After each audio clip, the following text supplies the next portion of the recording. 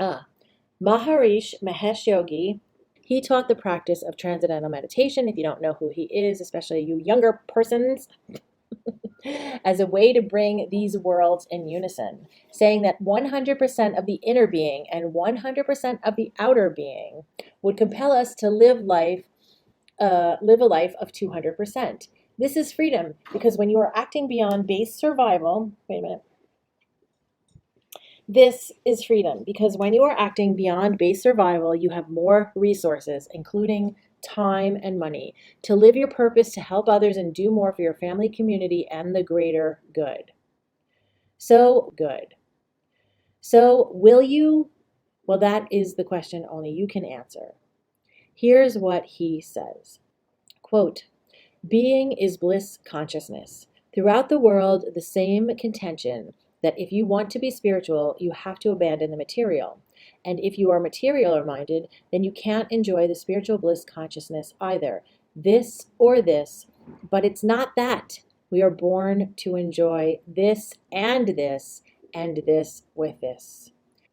So, you can still enjoy many of life's luxuries, but that doesn't make you greedy or a bad person. Not everyone wants the same things. We all need the same basic things like food and shelter and clothing and things like that. But we all don't want the same things. Some of us want a more simple life. Some of us want a more dramatic, complicated life.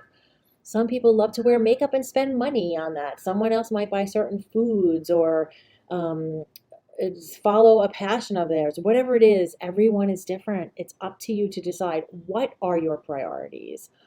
How do you want to expend your money? And it's really none of anyone else's fucking business what you do with your money and how they spend theirs. So stay in your own lane, not like to be a robo person and conform with other people. What I mean by stay in your own lane is you live your life trying to be the best version of yourself. Let other people live their lives, and let us not be judging one another because we don't even understand why someone makes a decision sometimes. Like, and why do we even care? Like, if you cared about your own life, your own family, your own well being, and then you gave your gifts to the world, wouldn't that be really nice?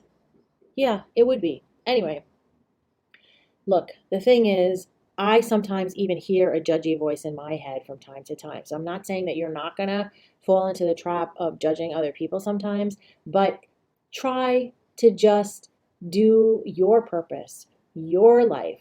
What is your purpose? You create your own purpose. No one else creates it for you. So you get to enjoy and experience your life. Will you become attached to money or act unethically or without integrity? Maybe. Only you know the answer to that question. That's like a whole creating karma thing, whatever, blah, blah, blah. So let's look at that attachment though. How would you feel if you could no longer obtain one of your luxuries? Would it rupture your identity? If so, you may have too much attachment to that thing. Would you be a different person without that thing? Well, you wouldn't have that thing, but think about it. Would it change your essence, your beingness? No. Material possessions aren't going to change who you are on the inside and out.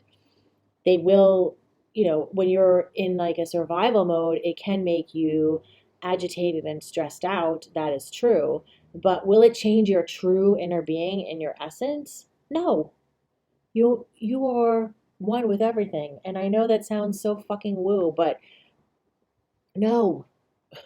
Will acquiring certain things make your life easier? Yes and no. It depends. How would you feel if you no longer had your basic needs met? Unless you were going to live in a cave somewhere, it would probably be on the level of that sucks. What am I going to do? And it might even throw you into a tailspin of how to manage. That state of beingness creates undue duress and stress. How you handle your wealth in this world and your level of attachment to it is all up to you. So, what insights can you glean from these questions? How do they make you feel? Do they trigger you? Are your own beliefs on this subject yours alone? Did you learn them from society or your family? I love hearing from you. Send me an email or comment below, and I can read them or share them or answer your questions if you have any questions. And let me know what other topics you want to learn about. Like, what terms are you confused about in Sanskrit? What terms about yogic life or do you want to explore? Beyond poses. We can talk about poses too. But anyway, woo! Thank you for watching this video. Namaste. Subscribe. Hit the like button if you like this.